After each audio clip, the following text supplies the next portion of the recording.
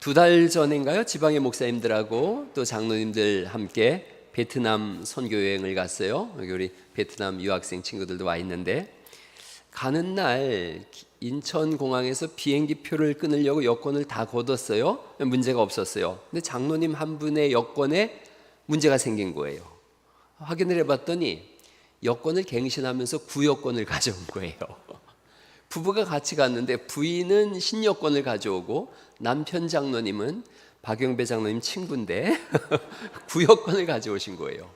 그래가지고 한 분은, 그 장로님은 그 다음 날 오게 됐어요. 일정의 모든 것들이 막 차질이 빚고 막 그랬는데, 근데 생각해 봤어요. 베트남은 뭐 다음 날이라도 갈 수 있어요. 또 안 가도 인생살이에 큰 문제는 없어요.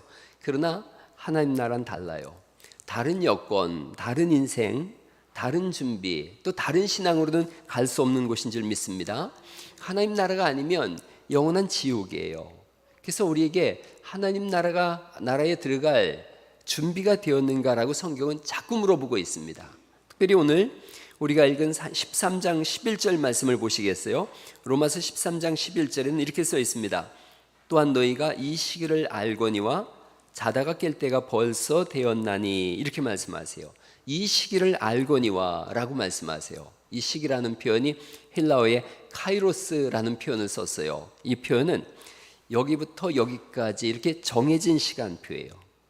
그러니까 하나님께서 시간을 정해 놓으셨다는 거예요. 처음부터 끝이에요. 그런데 이 시기를 안다라는 말씀은 그 끝이 다가오고 있다는 거예요. 성경적 표현을 쓰면 종말의 시간이 다가오고 있다는 거죠.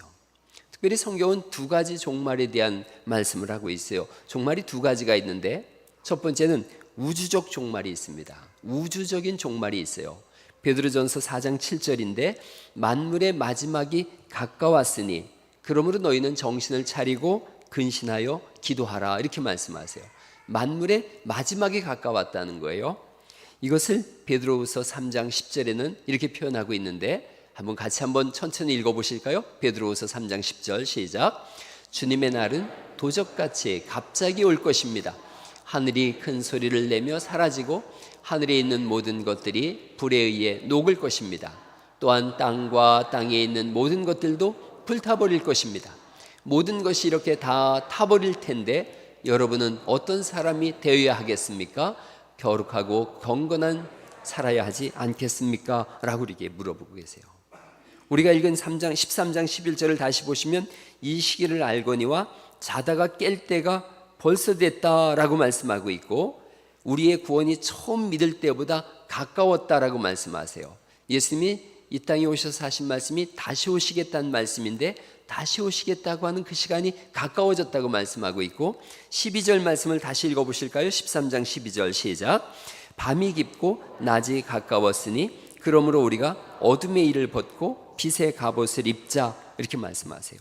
낮이 가까웠다, 낮이 가까웠다. 하나님 나라는 밤이 없는 나라예요. 그러니까 낮이 가까웠다는 얘기는 하나님 나라가 가까이 왔다는 거죠. 우주적 종말, 예수님의 재림이 다가오고 있다는 거죠. 하나님의 아들 예수 그리스도께서는 우리를 구원하기 위해서 이 땅에 오신 줄 믿습니다. 우리의 죄를 다 짊어지시고 십자가에 죽으셨고 3일 만에 부활하셨어요.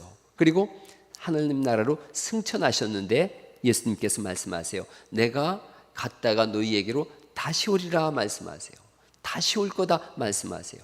그리고 우리에게 말씀하세요. 너희가 이 시기를 알거니와, 즉 예수님이 다시 오신다는 것을 너희가 알거니와, 이렇게 말씀하세요. 요한복음 14장 1절에 다시 오시는 예수님께서 이렇게 말씀하세요. 너희는 마음에 근심하지 말라. 하나님을 믿으니 또 나를 믿으라. 내 아버지 집에 거할 곳이 많도다. 그렇지 않으면 너희에게 일렀으리라. 내가 너희를 위하여 거처를 예비하러 가느니, 가서 너희를 위하여 거처를 예비하면 내가 다시 와서 너희를 내게로 영접하여 나 있는 곳에 너희도 있게 하리라, 이렇게 말씀하세요. 다시 오셔서 하나님 나라로 우리를 이끌어 가시겠다 말씀하세요. 그리고 예수님 다시 오실 때의 재림의 상황을 마가복음 13장 24절 말씀을 보니까요, 해가 어두워지는 거예요. 달이 빛을 내지 않고 별들이 하늘에서 떨어지고 하늘에 있는 권능들이 흔들리고, 그때에 예수님께서 구름을 타고 큰 권능과 영광으로 오는 것을 사람들이 볼 거라고 말씀하세요. 그때에 그가 천사들을 보내요. 자기가 택하신 자들을 땅 끝에서부터 땅 끝까지 사방에서 모을 거다라고 말씀하고 계세요. 데살로니가전서 4장 6절에도 똑같은 말씀이 이렇게 써 있습니다. 주께서 호령과 천사장의 소리와 하나님의 나팔 소리로 친히 하늘로부터 강림하시리니 그리스도 안에서 죽은 자들이 먼저 일어나고 17절 말씀부터 같이 읽어보실까요? 시작. 그 후에 우리 살아남은 자들도 그들과 함께 구름 속으로 끌어올려 공중에서 주를 영접하게 하시리니 그리하여 우리가 항상 주와 함께 있으리라. 아멘. 이게 우리의 소망이에요.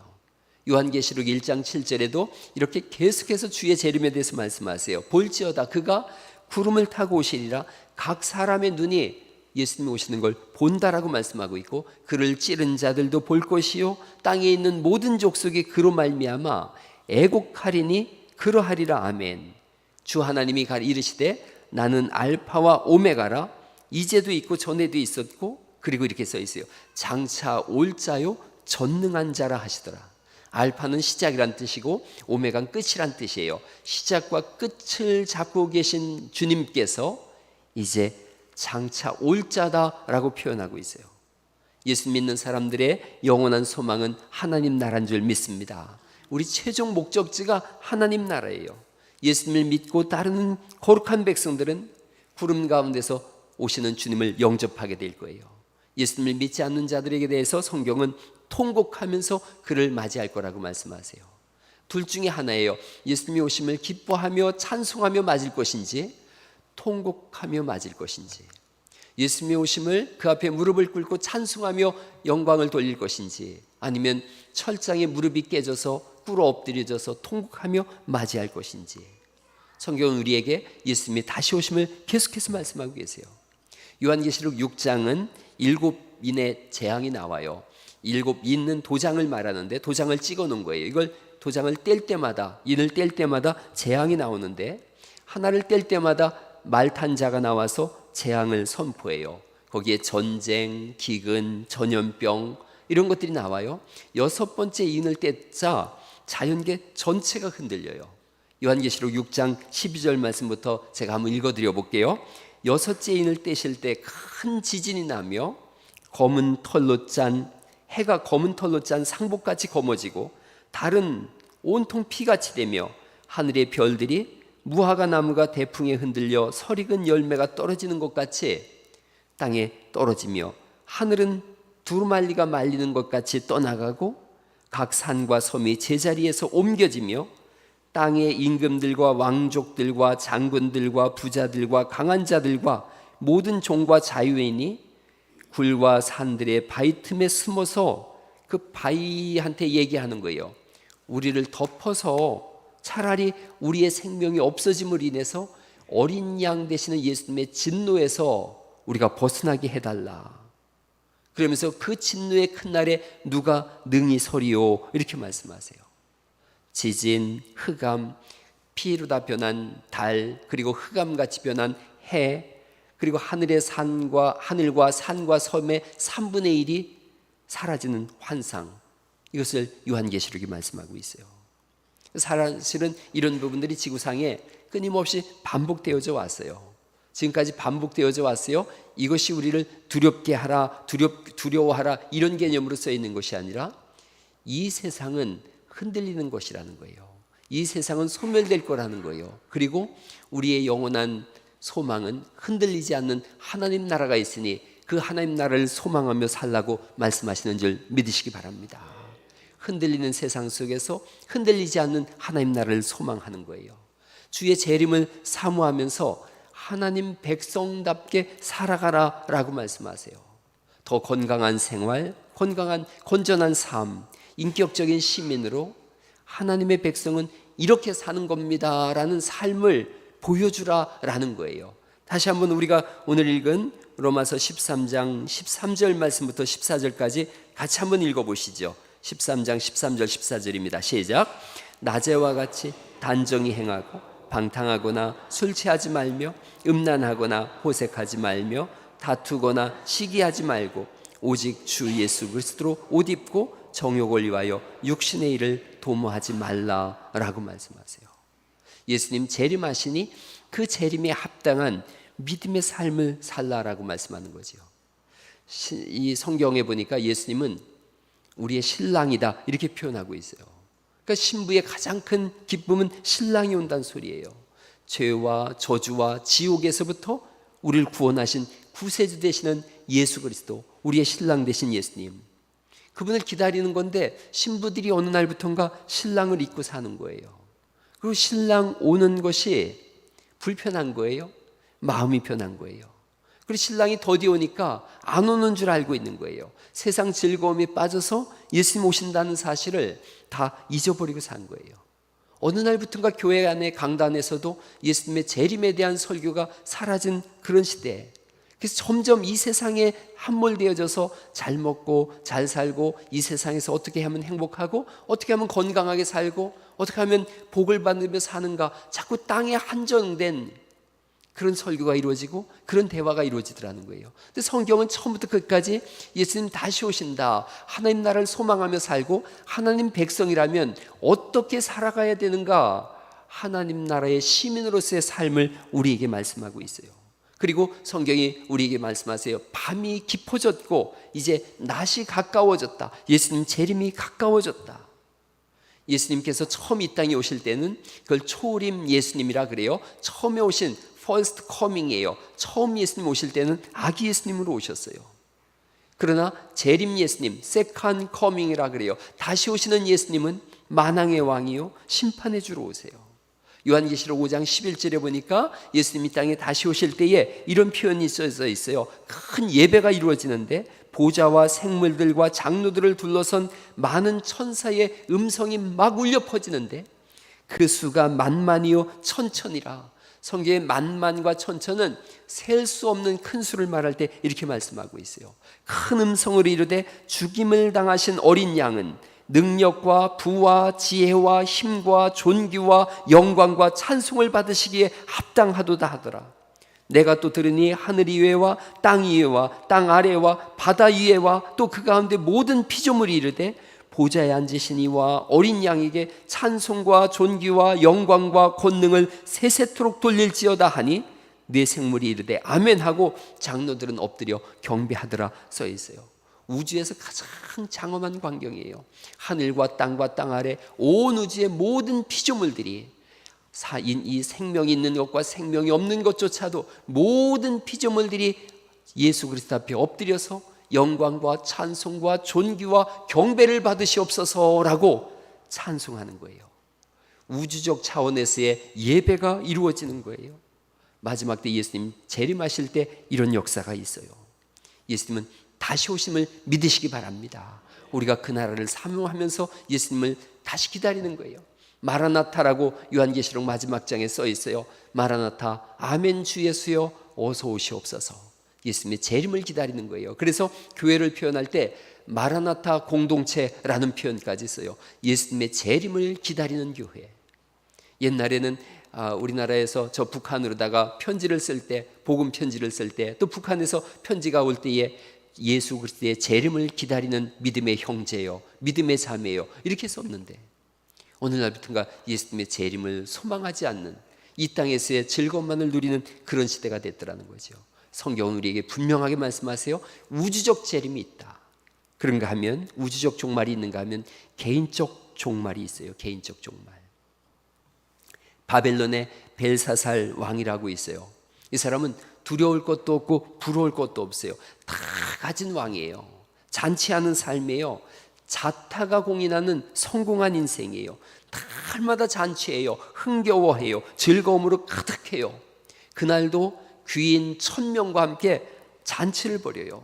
풍악이 울리고 잔치가 이루어지는 그 절정의 순간에 갑자기 손가락이 나타나더니 벽에다 글씨를 쓰기 시작하는 거예요. 다들 깜짝 놀란 거예요. 얼마나 두려운 시간인지 몰라요. 이 벨사살 왕이 그 글자를 보면서 무릎이 덜덜 떨렸다 그래요. 간담이 녹았어요. 그의 웃던 얼굴이 일그러지고 공포로 가득한 거예요. 사시나무 떨듯 떨는데 저게 무슨 글자냐. 점쟁이를 불러오고 술객을 불러오고 그 당시에 박사들을 다 불러서 저게 무슨 글자인지 해석해봐라. 아무도 그걸 해석을 못해요. 그때에 다니엘이 와서 그 글을 해석합니다. 다니엘서 5장 25절에 있는 말씀인데 그 기록된 글자는 메네 메네 데겔 우바르신입니다 라고 읽어져요. 그게 무슨 뜻이냐 그랬더니 메네라는 건 숫자를 센다는 거예요. 데겔이라는 것은 저울의 단다는 뜻이에요. 우바르신은 나눈다 이런 뜻이에요. 이렇게 해석하는 거예요. 하나님께서 왕이 통치하는 날짜의 날수를 세어봤는데 그날이 이미 끝났습니다. 데겔, 저울에 달아봤다는 거예요. 하나님의 저울에 달아본 결과 당신은 표준에 미치지 못합니다. 그래서 우바르신, 하나님께서 이 나라를 나눠서 메대와 바사 사람한테 나눠줄 겁니다. 그리고 그날 밤에 바벨론의 벨사살 왕은 암살을 당합니다. 죽임을 당해요. 이 사람은 성공적인 인생이라고 생각했어요. 그런데 하나님 앞에 서는 준비가 안 돼 있어요. 하나님이 정한 시간이 되자 모든 것을 잃어버려요. 여러분 기억하세요. 하나님이 우리의 살아온 날짜를 세우고 계시고 우리의 살아온 삶을 세어보고 계세요. 저울에 달아보고 계세요. 복음에 합당한 삶을 살고 있는가, 하나님의 말씀을 따라 사는가를 세어보고 계시고 달아보고 계시더라는 거죠. 누가복음 12장에도 똑같은 말씀이 나와요. 구약의 벨사살 같은 인물이에요. 부자예요. 밭에 소출이 풍성해요. 곡식을 쌓아둘 곳이 없도록 너무나 많아요. 이 사람이 너무 소출이 많아지니까 이렇게 생각하는 거예요. 곡간을 더 많이 줘야 되겠다. 더 많이 창고를 줘서 여러 해 동안 쓸 물건을 가득 쌓아두자. 성공한 인생이에요. 곡식 쌓아둘 곳이 없을 정도로 풍성한 부자예요. 이 사람 생각이 자 이렇게 풍요로워졌으니 가난한 이웃을 섬기고 돕고 배고픈 사람한테 내가 손을 펴야 되겠다 이렇게 생각이 나가야 되는데 성경에 이렇게 써 있어요. 평안히 쉬고 먹고 마시고 즐거워하자. 펴는 손이 아니라 더 움켜잡는 손이에요. 평안히 쉬고 먹고 마시고 즐거워하고 더 많이 갖고 더 큰 창고를 쌓고 더 많은 부를 갖고 더 많은 명예를 갖고 더 즐기며 살자. 근데 오늘날 여러분 우리가 누가복음 12장에 나오는 이 부자 같은 삶을 부러워해요. 더 많이 누리고 더 많이 긁어 모으자. 어느 날부터인가 교회도 그런 생각을 하고 있어요. 더 큰 돈을 쌓고 더 큰 건물을 짓고 더 많은 부를 누리고 그래서 더 많은 힘을 갖자. 교회도 그런 생각을 갖고 있고 개인도 그런 생각을 갖고 있어요. 손을 펼 생각을 하지 않고 남을 섬기고 돌아볼 생각을 하지 않고 내 몸만, 내 가정만, 내 교회만 더 풍성하게 살면 됐지. 이게 모든 사람들의 현대인의 꿈이더라는 거예요. 이게 전부더라는 거예요. 미국의 백만장자 중에 브라이언 존슨이라는 사람이 있어요. 45살이에요. 백만장자예요. 엄청난 부자예요. 이 사람이 어떻게 하면 안 늙고 젊음을 유지할까? 그래서 자기가 18살로 돌아가려고 그러는 거예요. 45살인데. 돌아갈 방법을 연구하는데 어떻게까지 하냐면 자기 아들이 17살이에요. 자기 아들 17살 된 아들의 피를 빼서 자기한테 수혈을 해요. 그것도 지난번에는 1리터를 뺐다 그래요. 그렇게 하면 전체 혈액량의 5분의 1이에요. 그 피를 빼가지고 자기한테 놓는 거예요. 젊음을 되찾기 위해서 이 사람은 1년에 26억 원을 투자한다 그래요. 18살로 돌아가겠다고. 누가복음 12장 20절에 이렇게 말씀하세요. 하나님께서 이 부자에게 말씀하는 거예요. 어리석은 자여, 오늘 밤에 내 영혼을 도로 찾으리니 그러면 내 준비한 것이 누구의 것이 되겠느냐 하셨으니 자기를 위하여 재물을 쌓아두고 하나님께 대하여 부유하지 못한 자가 이와 같으니라. 자기를 위해서는 부유한데 하나님을 향해서는 부유하지 않아요. 하나님께 부유하지 않다는 것은 하나님이 돌보고 이끄시는 이웃들을 돌아보지 않는 거예요. 세상에 대해서는 부유한데 하나님께 대해서는 가난한 사람이에요. 히브리서 9장 27절을 우리가 다 알고 있어요. 한 번 죽는 것은 사람에게 정하신 일이요 그 후에는 심판이 있으리니. 하나님께서 숫자를 세우고 계세요. 우리의 연수를 세우고 계세요. 우리의 죽음의 날을 세우고 계세요. 우주적 종말도 있지만 개인적인 종말이 있어요. 구원이 가까웠다라고 말씀하시는 것은 그 반대편에서 보면 멸망도 가까이 왔다는 거예요. 우리에게 하나님 말씀하는 거예요. 너는 구원을 위하여 준비된 삶을 사느냐? 또 구원받은 자로서의 믿음의 삶을 사느냐? 마지막 시간을 어떻게 보내고 있느냐? 또 어떻게 보내야 될 것이냐, 이걸 물어보고 계세요. 여러분, 우리가 예수님 믿어요. 믿음으로 구원받는 건 맞습니다. 그렇다면 믿음으로 구원받은 사람의 삶이 그 속에 있어야 되는 줄 믿으시기 바랍니다. 믿음으로 구원받은 사람의 삶이 보장되지 있지 않는다면 주님이 우리에게 말씀하는 거예요. 네가 풍성하다고 다 가졌다고 정말 가졌는지 확인해 보자는 거예요. 어떻게 살아야 될 것인가가 12장 다시 보실까요? 13장 12절 말씀에 이렇게 되어 있습니다. 밤이 깊고 낮이 가까웠으니 그러므로 우리가 어둠의 일을 벗고 빛의 갑옷을 입자라고 말씀하세요. 어둠의 일을 벗으라. 벗는 것과 입는 것을 말씀하고 있어요. 그래서 신앙생활하면서 내가 무엇을 벗어야 하는지 무엇을 입어야 하는지를 구분할 줄 아는 거죠. 14절 말씀 읽어볼까요? 14절도 똑같이 써 있습니다. 또 읽어보죠. 시작. 오직 주 예수 그리스도로 옷 입고 정욕을 위하여 육신의 일을 도모하지 말라 말씀하세요. 빛의 갑옷을 입는다는 게 뭐냐? 예수님으로 옷 입는다는 거예요. 그러면서 성경이 다시 말씀하는 거예요. 11절 말씀을 제가 다시 읽을게요. 또한 너희가 이 시기를 알거니와 자다가 깰 때가 벌써 되었으니. 옆에 분한테 한번 알려주세요. 지금은 자다가 깰 때입니다. 그렇습니다. 지금은 자다가 깰 때예요. 자다가 깰 때. 제가 우리 교회 가족들한테 너무 고마운 건 자는 사람이 없는 게 너무 고마운 거예요. 그래서 우리 교회에서는 자다가 깰 때라는 말이 사실은 필요치 않은데, 여러분 이렇게 육신이 깨어 있다고 하지만 우리의 믿음이 자다가 깨는 은혜가 있기를 간절히 축원합니다. 정말 중요한 건 내 믿음이 자다가 깨는 거예요. 내 삶이 자다가 깨는 거예요. 1273년 12월에 예배를 드리던 도중에 토마스라고 하는 분이 엄청나게 신비로운 체험을 해요. 그리고 일체에 그가 그동안 예수님을 믿고 쓰던 모든 저술활동을, 매일같이 썼던 저술활동을 멈춥니다. 그의 친구이자 동료며 비서였던 친구가 와서 자꾸 이걸 완성해야 된다고, 이 저술을 계속하라고 하지만 토마스는 끊임없이 얘기해요. 내게 계시된 모습에 비하면, 이분이 하나님 나라를 본 거예요. 내게 계시된 모습을 비하면 내가 쓴 것은 모두가 지푸라기처럼 보인단 말이네. 끝까지 쓰기를 거부해요. 이러한 하나님 나라에 대한 환상은, 그거 본 것은 평생을 그가 썼던 것이 지푸라기다라고 그렇게 표현했어요. 어거스틴과 함께 더불어 중세 최고의 신학자요 철학자였던 토마스 아퀴나스예요.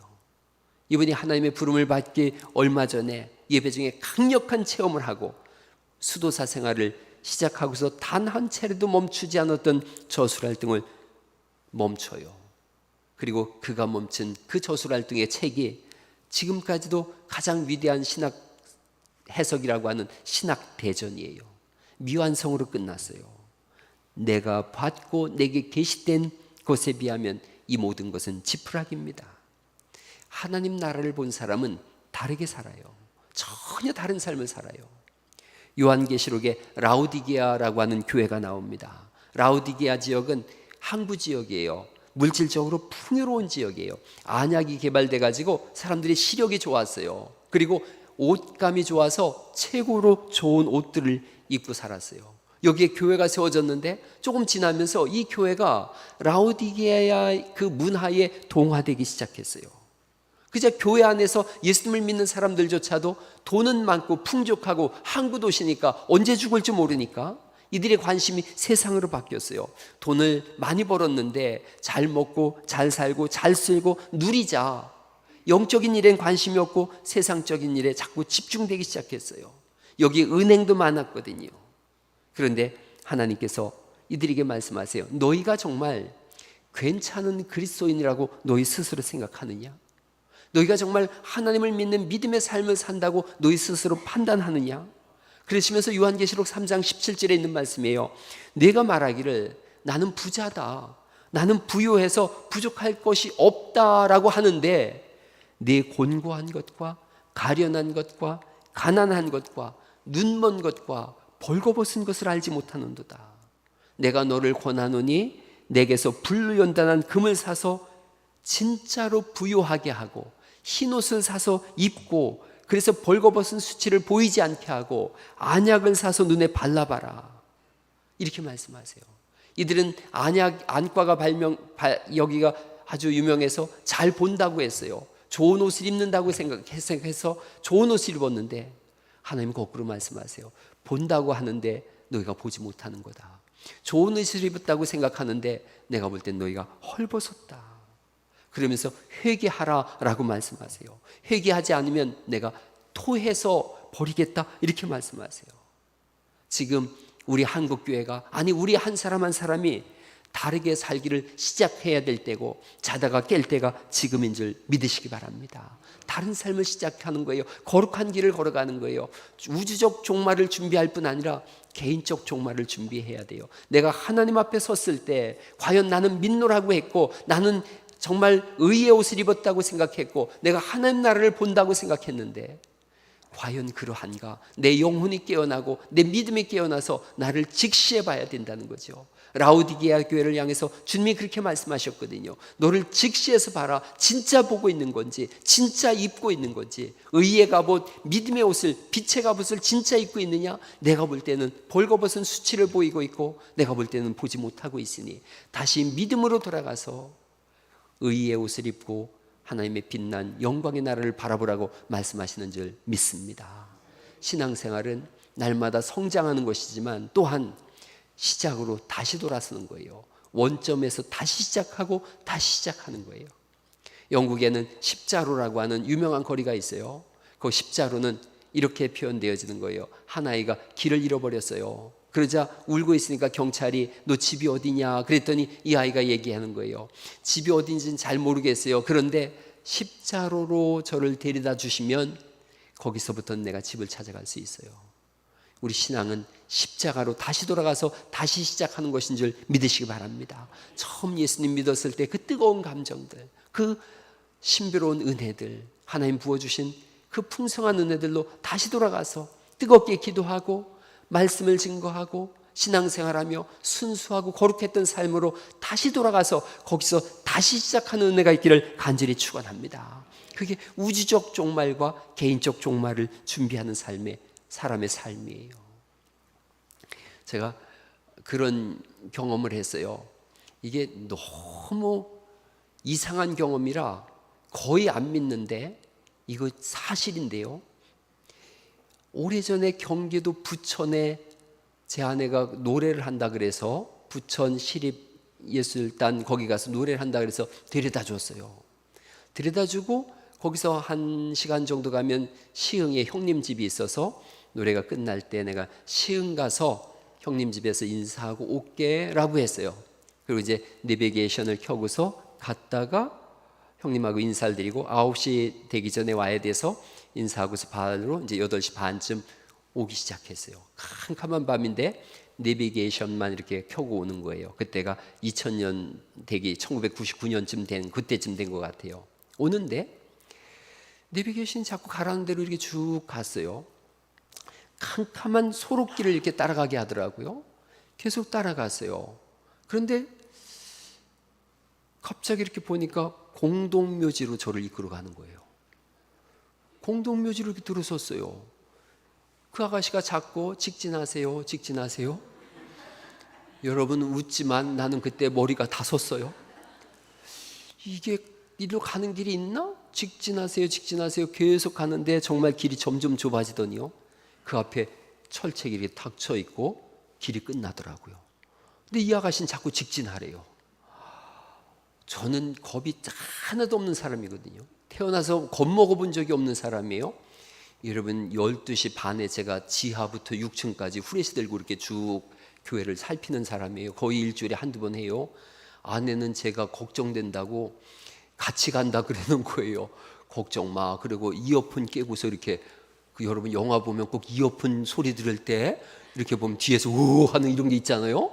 근데 저는 아무런 느낌 없이 지하수 6층까지 가는데 그날은 머리가 바짝 섰어요. 그래가지고 이 아가씨가 자꾸 직진하세요. 그래서 이거 뺐어요. 이걸 빼고서 후진해가지고 이렇게 나오는데 등에 식은땀이 줄줄 흐르더라고요. 죽는 줄 알았어요. 정신을 놓치지 않고 나와가지고 그러고서 어디서 출발했는지를 잘 생각해 봤어요. 그리고 나와가지고 20분쯤 지나서 아내랑 헤어지기 전에 가만히 생각해 보니까 부천역까지만 가면 찾아갈 수 있겠더라고요. 부천역으로 가가지고 거기서 내비게이션 안 틀고 찾아갔어요. 죽을 뻔했어요. 그런데 인생에 그런 때가 있어요. 머리끝이 쭈뼛 섰지만 그런 것과 상관없이 위기의 때가 있어요. 정말로 위기의 때가 있고요, 앞이 보이지 않을 때가 있고 캄캄할 때가 있어요. 원치 않는 절망의 때가 있어요. 그럴 때 십자가에서 다시 시작하는 은혜가 있기를 간절히 축원합니다. 신앙생활하다가 신앙의 동력이 떨어지거나 기도가 떨어지거나 믿음이 약해졌을 때 다시 십자가에서 시작하세요. 나이 와여 죽으신 예수 그리스도 그분의 은혜 속에서 다시 시작해서 신앙의 역사를 써나가고 우주적 종말이 오든 개인적 종말이 오든 예수님 안에서 굳건히 서는 그런 은혜를 누릴 수 있기를 간절히 축원합니다. 멕시코의 유카탄 반도에 살던 고대 마야인들은 그렇게 생각했다 그래요. 52년마다 세상이 새로워진다라고 생각했어요.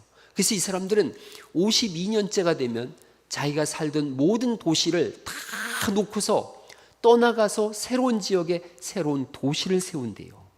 그래서 유카탄 반도에는 52년마다 새로운 도시가 하나씩 세워졌다 그래요. 예수님 믿으면 성령님이 우리 안에서 임재하세요. 그래서 우리로 하여금 화들짝 깨어나게 하세요. 아, 여기는 내가 믿는 신앙의 자리가 아닌데, 신앙인의 자리가 아닌데. 그래서 이 마야인처럼 떠나가서 새롭게 신앙생활을 하는 거예요. 어둠의 옷을 입었다면 이게 내 옷이 아니지, 이걸 벗고 빛의 갑옷을 입는 거예요. 어둠이 물러가고 새날을 맞이하는 그런 역사가 매 순간마다 일어날 수 있기를 간절히 바랍니다.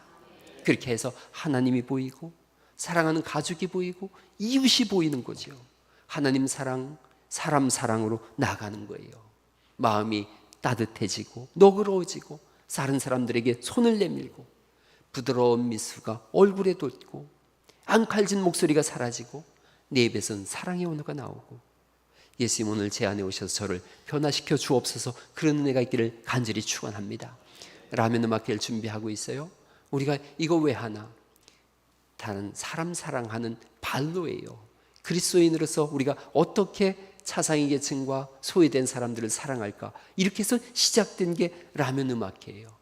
교회가 존속하는 한 우리가 우리 교회만 이게 아니라 이웃 교회들도 돌보고 또 가난한 이웃들도 돌보는 교회 본연의 모습으로 자꾸 돌아서는 은혜가 있기를 간절히 축원합니다. 말씀을 마치려고 그래요. 영화 버킷리스트에 대한 이야기를 전에 한번 드려본 적이 있어요. 병실에서 두 노인이 만났어요.